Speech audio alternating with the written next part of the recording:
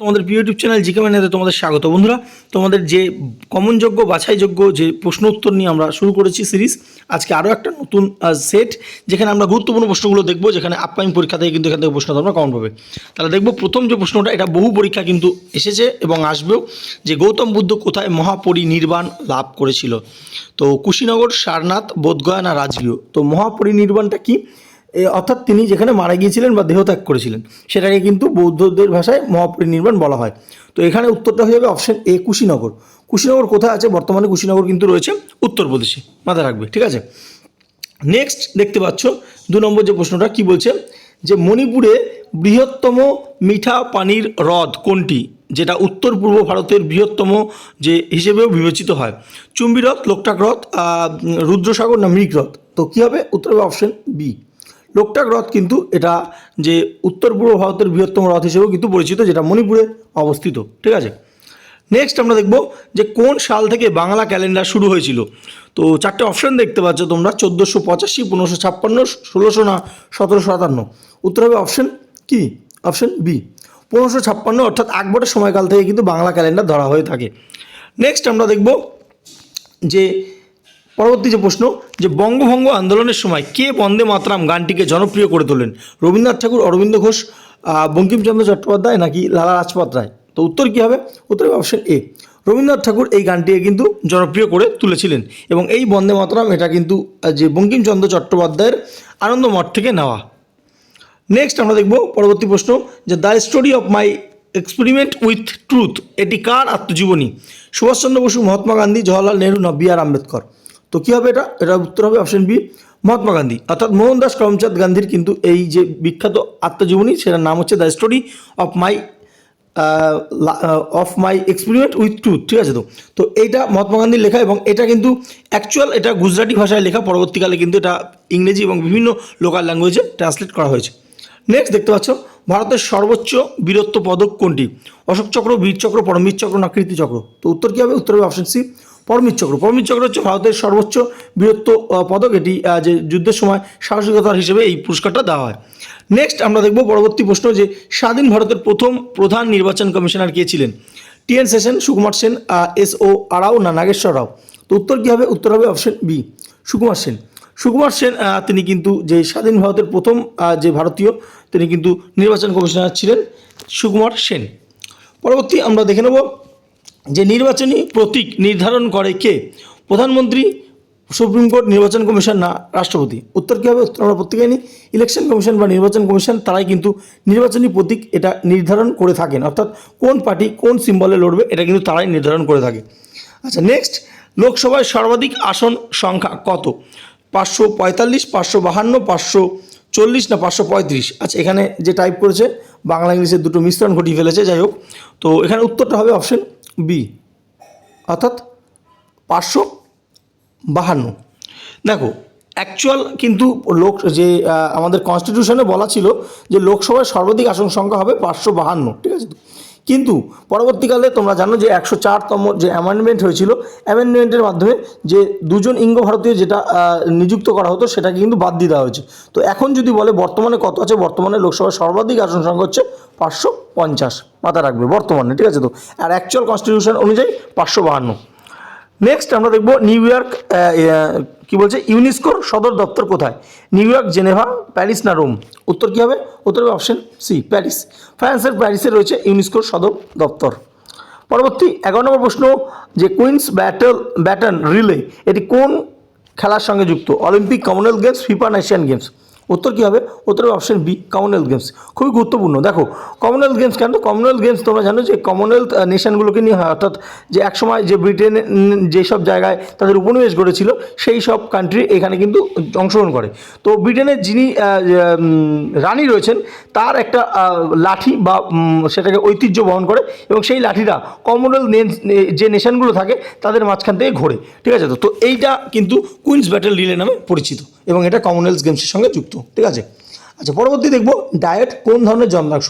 যান্ত্রিক, তড়িৎ, শব্দ তরঙ্গ না তাপীয়? উত্তর কী হবে? উত্তর হবে অপশন বি, তড়িৎ। তো তড়িৎ এটি ডায়েট হচ্ছে তড়িৎ ধরনের যন্ত্রাংশ, এবং এটি অর্থাৎ এক পাশেই কিন্তু এর কারেন্ট ফ্লো করে, ঠিক আছে, একমুখী। নেক্সট আমরা দেখব যে ভারতের প্রথম টেলিভিশন সম্প্রচার শুরু হয়েছিল কবে? 1959, 65, 1970 না 1982? উত্তর কী হবে? উত্তর হবে অপশন এ, 1959 সালে কিন্তু ভারতের প্রথম টেলিভিশন সম্প্রচার হয়েছিল কোথা থেকে? সেটা হচ্ছিল দিল্লি থেকে, মাথা রাখবে, ঠিক আছে তো, দিল্লি। পরবর্তী আমরা দেখব 14 নম্বর, যে জাতীয় পতাকায় গাঢ় নীল রং, নীল চক্রের নাম কি? বুদ্ধচক্র, ধর্মচক্র, করুণাচক্র না সত্যচক্র? তো প্রত্যেকে আমরা জানি সেটা হচ্ছে ধর্মচক্র, বা যেটাকে আমরা অশোক চক্র বলে থাকি, যেখানে 24টা স্ট্রাইক থাকে, ঠিক আছে তো। নেক্সট আমরা দেখব 15 নম্বর প্রশ্ন, পশ্চিমবঙ্গের কোন উপজাতি হলু নাচের জন্য বিখ্যাত? সাঁওতাল, লেপচা, ভুটিয়া না ওরাও?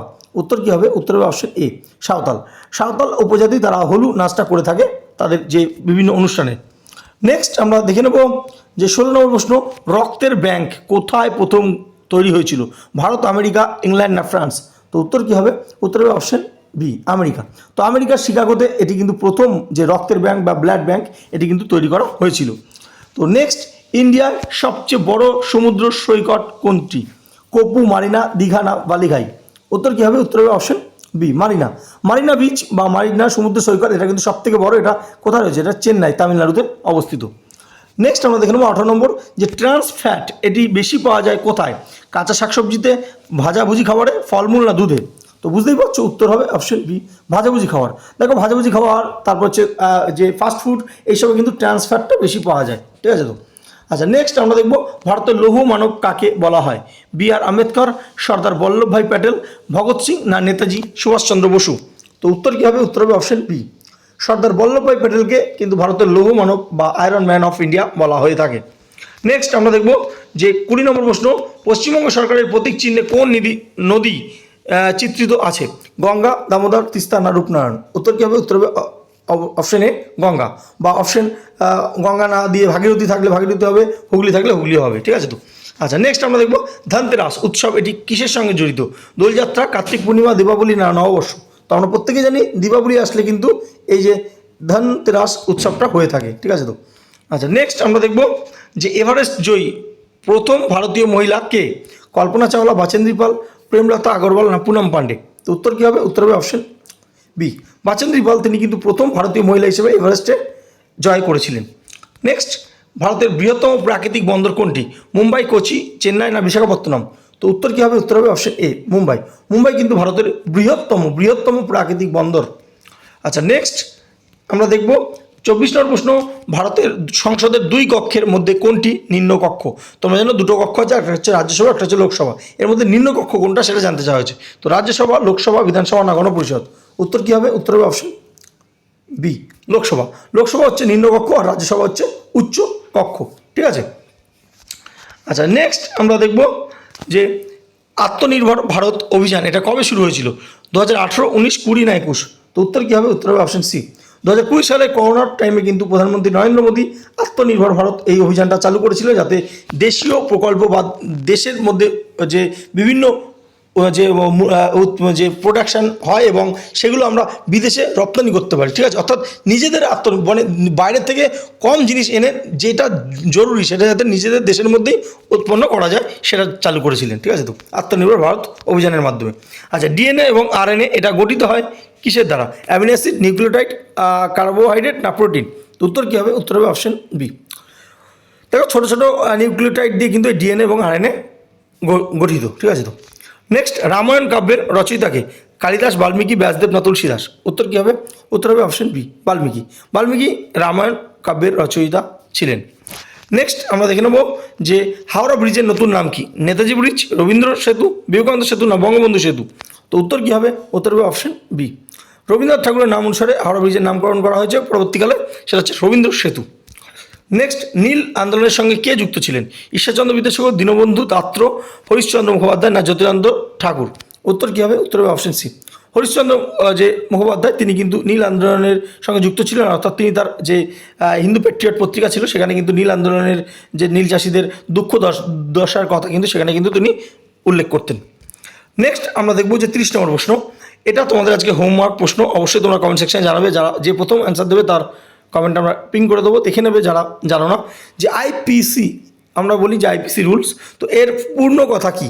Indian police code, Indian penal code, Indian public code না ইন্ডিয়ান প্রিজন কোড? তো উত্তরটা কী হবে অবশ্যই তোমরা কমেন্ট সেকশনে জানাবে, এবং 30-এ কত পেলে তোমরা সেটাও জানাবে। এবং যারা নতুন, চ্যানেলটা সাবস্ক্রাইব করো এবং পাশে থাকা বেল আইকন ক্লিক করো, এবং তোমাদের পরিচিত কেউ যদি রাজ্য সরকারের বিভিন্ন পরীক্ষার প্রিপারেশন নিচ্ছে তাদেরকে অবশ্যই কিন্তু শেয়ার করে দিও। ধন্যবাদ।